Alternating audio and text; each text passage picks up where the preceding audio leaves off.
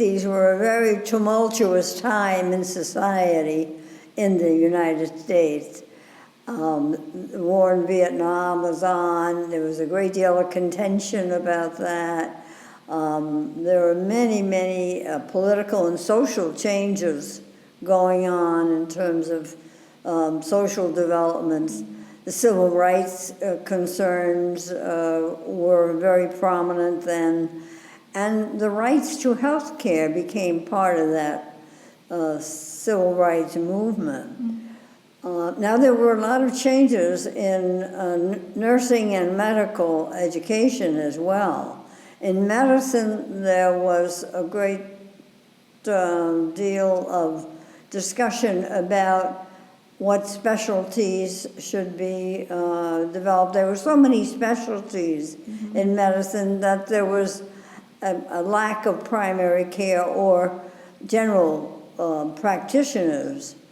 And there was, and the distribution of the physicians was also of concern because a lot of them stayed around the medical center or in large populated areas, so that the rural areas didn't have adequate medical coverage.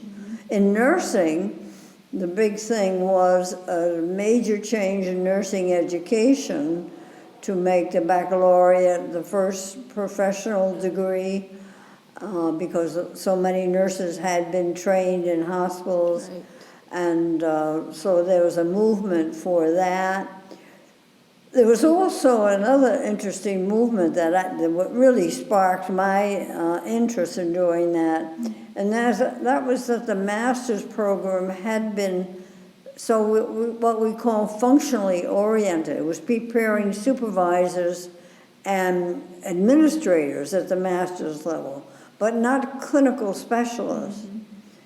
So the shift was for various specialties in nursing to identify the content that you would have in a clinical. What would be the advanced clinical role of the various nursing groups, like the pediatric group and the medical, surgical, and psychiatric and public health nursing. Well, in public health nursing, our clinical services were mainly clinics and home visits and inspections in places, so we ran the clinics, we ran the home visiting services, we ran the schools were part of that. Everything you can think of in the community or the rural areas were part of public health nursing. So it was out in the community rather than in institutions.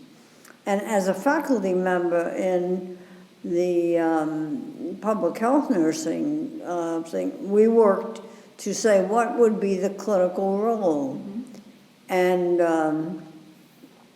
some of us were looking at the clinical things that were done in, how nurses, public health nurses functioned in the home and in the clinics. And and the clinics were a lot of children. We had a lot of well baby inspections and things. We also had a crippled children's clinic. We had the school immunization clinics. So there were a lot of clinical work that we had. So we asked ourselves, how should these nurses be functioning differently at the advanced level?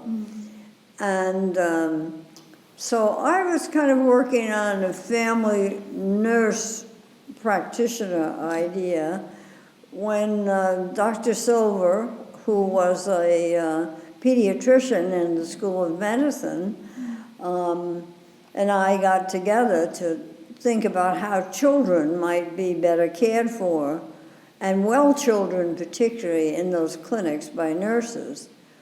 Well, we looked at what nurses were doing, and then we looked at what could they do better. At the time, the nursing process, which the nursing organizations had identified as the core of clinical nursing, one was assessment, and then clinical decision-making and evaluation and maybe referral or treatment that the nurse could do. So Henry Silver and I, the pediatrician, came up with this idea that nurses could run the well baby clinics by themselves. They didn't need a physician to do what we did. And what they needed to know was how to assess more deeply the child's physical and psychological and mental state and growth and development. And then also use that to teach the mothers or the person who brought the child to the clinic how to care for them or encourage them or socialize them. So we came up with this model, and our intent was always to integrate that into the master's program. You know, it wasn't to keep it out as a special thing, but we wanted to put on a demonstration project to show that nurses could do that. So we brought in well-qualified public health nurses who were already experienced in public health and who had academic credentials. They were already, qualified for graduate school. And we gave them 4 months of training in physical assessment, and clinical decision-making, and identifying what was nursing that they could do themselves. And we taught them how to evaluate growth and development in children and babies, and also, how to deal with the socialization and developing and make a decision about whether this child was really well at that stage and growing properly, and also checking with the mother about, or the caregiver, whoever it was, how the child reacted differently at home, or what their problems were. So that was it, and in essence, it was just what nursing said nursing was. You use the nursing process, and So we taught them, and then we gave them clinical experience of another 8 to 12 months in a community setting, and tested it out, and did some evaluation. We had an evaluator on it, because it was a demonstration project. So we began to get data about, what outcomes were being demonstrated. So it really was based on community needs, Now, it was true that we had a dearth of physicians in those areas. It's harder and harder to get physicians to run our clinics, because they did it as volunteers, they weren't paid. And so, in a way, people say, well, we were trying to fill the role of the physician. That wasn't my idea. That's not your intention. I mean, my idea was to develop an academic program that would include this. But it wasn't, it was an opportunity, to try something, but it was not the reason we went into it, because there were no physicians. That was not the reason I was in it. It was really to bring health into the community. It's very health oriented. Well, I'm very proud of the nurses. It's not something I did. I started it, but what they have done is really phenomenal. I look at the nurse practitioner or the advanced nursing practice in other fields, and there are 4. There's the nurse midwife, right? the clinical nurse specialist, the nurse practitioner, and the nurse anesthetist. So these are all advanced practice nurses. I look at them as part of the nursing profession. I don't look at them as a separate profession. I look at them as part of nursing. Their legal status, their education, their socialization, their academic requirements are all in nursing. So nursing is the most important part of what they bring to this extended role. And, but I'm delighted for them because, you know, it has changed them. It's the changes they made in themselves. And I look at this as something that was in them and developed. You know, it was like opening a flower that you know, they had a lot of the information, but moving that information and knowledge into actual practice and authorizing it as nursing was, but it, you know, it did something for them in terms of their I say it awakened them, you know, to their potential. And so I'm very proud of them, of what they have done, and their happiness with their careers and their role. They really like it, you know, and so when they're enthusiastic, they transfer that to the patients and to their team members and to all the ones around them.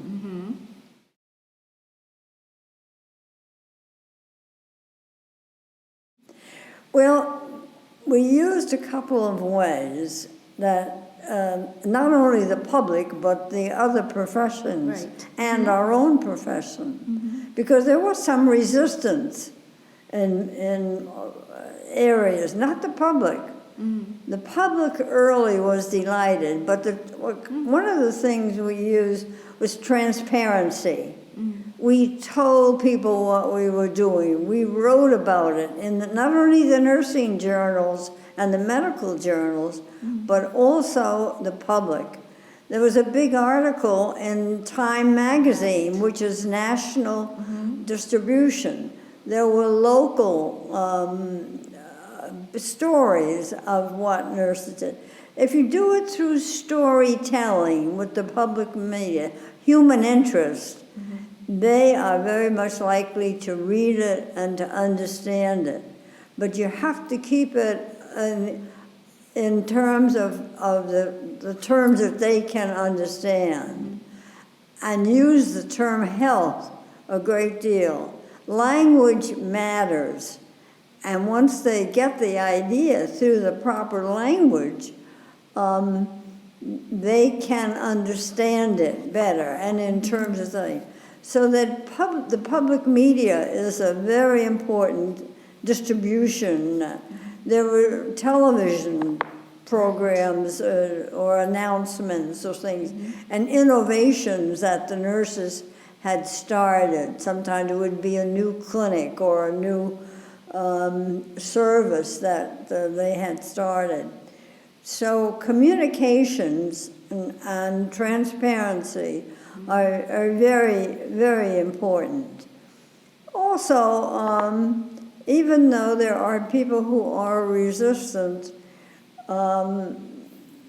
you have to look at it as we're involved in social change and having a theory of social change, so you develop strategies, logistics, and tactics about how you're going to go about doing this. You develop it. Now, I think we did it early. We were surprised that, first of all, the public accepted it very well. Okay. That some of the resistance came from the professionals. And when there were physicians, like pediatricians, who had nurse practitioners in their offices, the patients learned about them, it got so that they even asked to have the nurse practitioner because she was a better educator. She took the time to educate and knew the family and had the communication skills to work with the families at a different level, and depending on the health and welfare of the family and the choices. So, would you like to see the nurse practitioner today, or would you, is there something? And very soon, the patients could figure out who did what best. Oh, okay. I see. And so, but I think transparency and communication early to both the professions and to the public is vital. Okay. I tell you, I think it's important to recognize among faculty who haven't been practicing a while that this is a threat to them. Right. Because a lot of them could see that with the enthusiasm of the students and some of the changes that were occurring, that they may have to change and they may have to use it. So you have to deal with that as it's a threat to them. Now, it's very difficult to believe that tenured faculty with, the great power that they have in the system are threatened. But they are, because they're seeing, we were talking about faculty practicing. In fact, because they didn't realize that the research was moving more and more to clinical outcomes research rather than some of the things that they were doing in research. Because a lot of the research that was going on was about students, it was about educating students.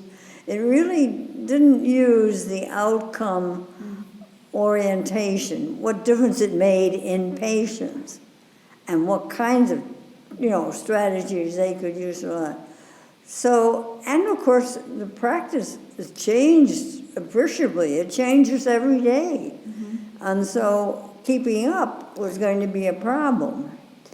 But we tried to use the practice as a way to improve your teaching, because you could use actual cases to present, so students would begin to think differently and would begin to think about how to innovate and invent and do all kinds of things differently. Also, that's the source for research. That the patient problems were going to be, if you saw them, you took care of patients, they became the source of your improved teaching, also your research. Because translational research now is a big effort on the part of the professions, so that researchers move more quickly into the generic practice. And also that the satisfactions that they get from that and from the students. Because the students are learning from practice, and the faculty can also learn from practice and increase their own satisfactions. And also to have practice as a part of the system that provides tenure, so that it's not a wasted time. But to be able to demonstrate to students that you're an expert practitioner is vital to your survival in the school. Because that's what the schools are about. They're about providing, they want students to be excellent practitioners of some kind or another, but how can they if they don't have role models, if they don't have people whom they respect have a great deal of influence on them. So, but also to realize that the change is threatening to people. Right. And to treat it as a threat as you would with anyone else. And then the problem of the interesting thing we discovered really was that the older the nurse, the less likely she was willing to make the changes. Okay. But the younger nurses were the ones who were eager to learn these new skills and to do a lot of things that were, you know, because they were the ones that were questioning, should we do it this way? Okay. And of course, with the technology changing so rapidly, they knew they were more well prepared in the technology than the older nurses are. Right. And also to recognize that what the care and the compassion is important, and you do not want, that's what we're based on. And so the older nurses, there are things to learn from them. And so we should give them both credit and listen to what they have to say, because they have a wealth of experience. Right. And also not be afraid to always be willing to help them in whatever way. You know, a lot of them are pushed, but you never must forget that you're first of all a nurse, and that caring and compassion and competence at the bedside is just as important as what you're doing in the advanced level. So that sometimes we need to give our hands and our hearts to those older nurses to help out and do some things that help them. Right.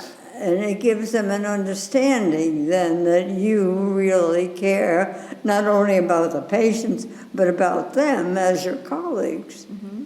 And younger nurses have a lot to learn about respecting the older ones, so to speak, and the experience that they have, and give them credit for that. Well, they're not against NPs as long as they can control them. I see. What they're against is what is called, what some people call independent practice. I don't call it independent practice because nobody, any place, in any field, is completely independent. We're all dependent on each other for something. So I look at the highest level as interdependence. Interdependence is what makes teams really function. Right. You know, everybody's into it, and we all have our own place, but we need each other. And so that sometimes the captain of the team is not the physician. It might be the social worker. It might be the patient. So that if you're really working as a team, you look at what needs to be done, what the patient wants done, and who is best able to meet that. Now, it's not always a medical need. It's, you know, sometimes a social need, sometimes a pharmaceuticals. We need the pharmacist, or we need the physical therapist.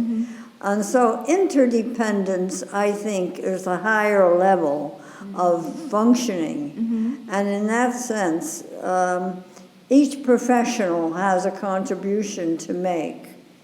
But the patient's needs and desires and wants is paramount. That's why we're there. And, you know, if he doesn't want any more medical treatment, that's his choice. We have to give them choices. And then they have to accept the consequences. You know, we can tell them the risk. We can tell them from our experience what usually happens. But if they still choose it, that's their choice. That's their choice. To me, that's patient-centered care. Right. That this is what this team does, is, you know, keeps the patient at the center and listens to what he wants. And so this business of authority or independence is, I look at it as statutory authority. See, the states here in the United States are the ones who determine the scope of practice. And the scope of practice is different in every state. About a third of the states now have complete statutory authority, so that nurses can function to the full extent of their preparation. So if they're prepared to do it, they're allowed to do it. In some states, nurse practitioners or other nurses have to be supervised by physicians or have an agreement or some other thing. Right. Now, it's been a struggle to get statutory authority nationally because we don't have a national system. Now, in Japan, since you have a national system that I understand, Right, yes. it might be possible for the central authority to make the decision, which would be wonderful. Yes. But calling it statutory authority is more descriptive of what is really the kind of thing that we're looking for than independent practice. So it is true that probably there are physicians who are concerned about someone taking away their patients, but there are so many patients who have needs. That is not and not only the needs of, everybody needs medical care sometimes at one time or another, and that's fine. But health care is so broad. Maybe it's nutrition, maybe it's exercise, maybe what patients need and follow, particularly in chronic diseases, things like that, or well people who need, you know, checks. So there are a number of categories of patients, populations, that nurse practitioners and advanced nursing practitioners can handle. And you know, physicians are special people, but they have had an awful lot of power. And everything revolved around the medical decision. But every health problem is not a medical problem. Right. So keeping a population healthy is part of all our responsibilities. Yes. The other thing is that sometimes, and there are some situations where treatment can be looked at as prevention. And if we begin to think about this, the care-cure division is sometimes detrimental to our thinking, because even if you're in a process of cure, there can be prevention and care needed. And in that sense, it's a different kind of a concept. You know, we tend to put things in a little category in our thinking, and that isn't exactly the way the world works, you know. The knee bone's connected to the hip bone, and the hip bone's connected to the thigh bone, and all that sort of stuff. Exactly. So the holistic nature that nursing provides, I think, is very useful to all the other things, because sometimes people are specialized and they look at only one thing. Sometimes, like I discovered that pediatric cardiologist sometimes doesn't pay attention to the growing child around them. Now that's not true of all, but you know, we can observe some of that. Right. And that sometimes the best combination is a physician and a nurse who do different things, and sometimes the same thing, but come out with different ideas about how to deal with them. And so I think we're facing some big revolutions in terms of technology. Right. So that this business of who's in charge is not going to be, it's a moot point, you know. And it isn't as though there are not enough people who need care. We have plenty of people Yes, plenty of people. who need Right. care. So I don't Yeah. think we're going to run out of patients. I don't think so. And the That's been a problem because we had to bill through the physician. And Right. once again, it depends on the insurance companies' rules and that sort of thing. But there is a national movement now to have payment to nurse practitioners who are practicing in the states where they have the statutory authority. But the main thing is to get that written into the regulations, because there really needs to be much more recognition through payment to nurse practitioners. Right. And some of the insurance companies will take it on and some will not. But if they have regulations that require them to do that, they will do it.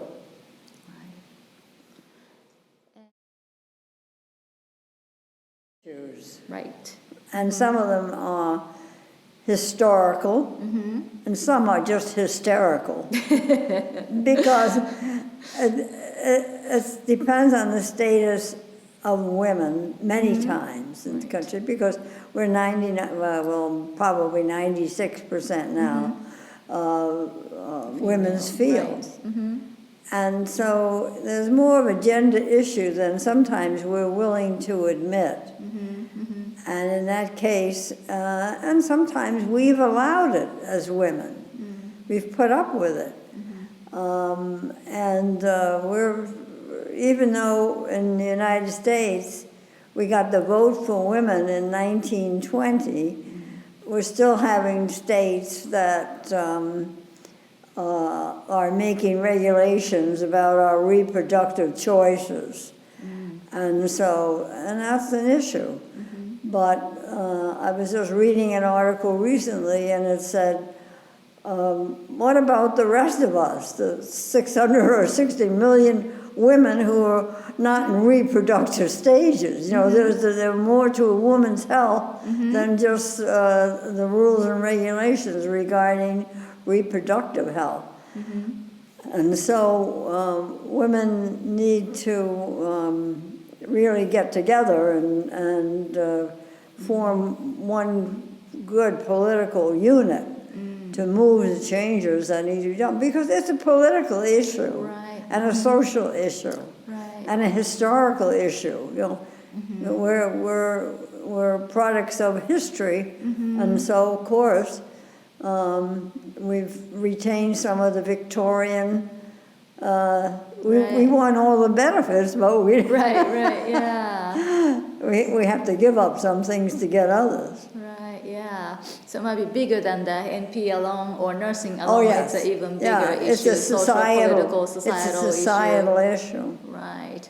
But nurses, I don't know about in your country, but in the U.S., I think nurses haven't been as active in the women's movement. Now, maybe I'm wrong, and maybe I'm you know, but I think nurses, of course, we always say we're too busy. We get, you know, but we need to get more into the political issues of the day. Yeah, I think it's still, we are a little bit behind.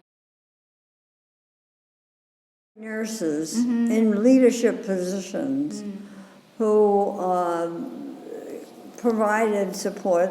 Unfortunately, they were not right in my own employment area, but there were some in the country who who supported me and or who were not as reluctant, were rather reluctant to do it as openly because it was such a hot issue in some places.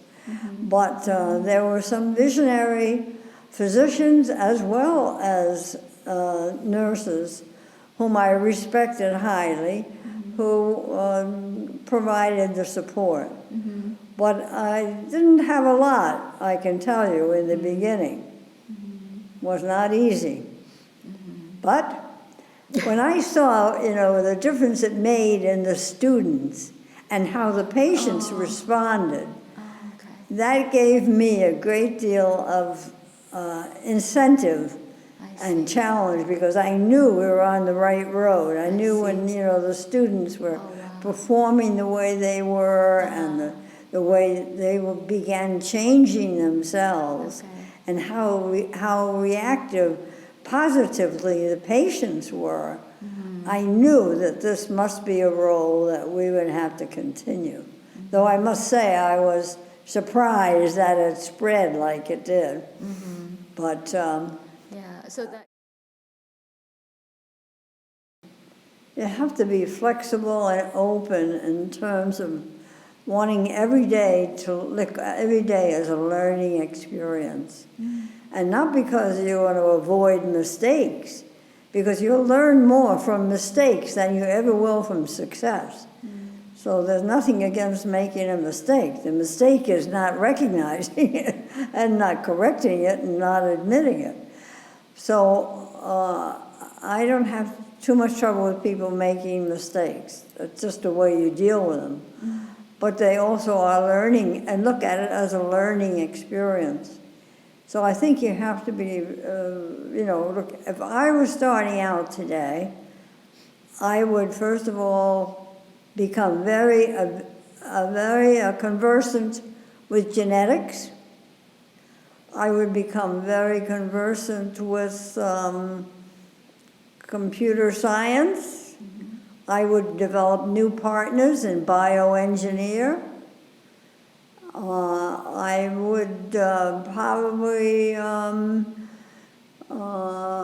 strike out to learn anything new that would engage patients in taking on the responsibility for their own health, in education or whatever.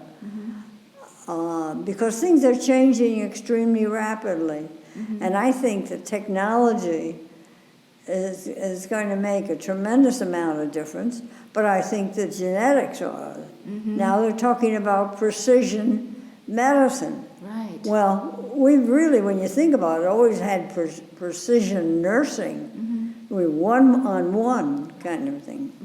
Well, that's the way that we do it. But all this individualization is going to cause what Topol says is democratization.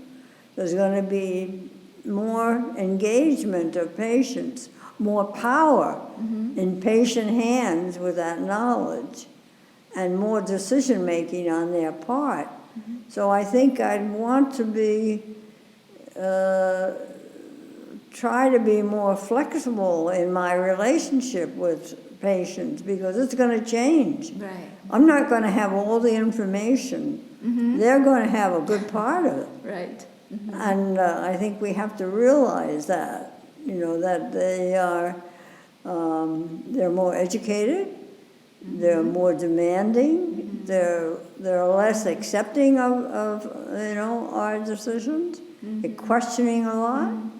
And I think we have to learn to deal in new ways with this new patient who's coming up because of all these inventions and innovations, and because they're computer savvy. They're more computer savvy than what? They're little kids, Yes, exactly. My niece was 18 months old. Right, they have their own computers. Right. Yes, exactly. So they're very, very talented. I think that we have to look at it, and challenging, and fun. It's delightful. So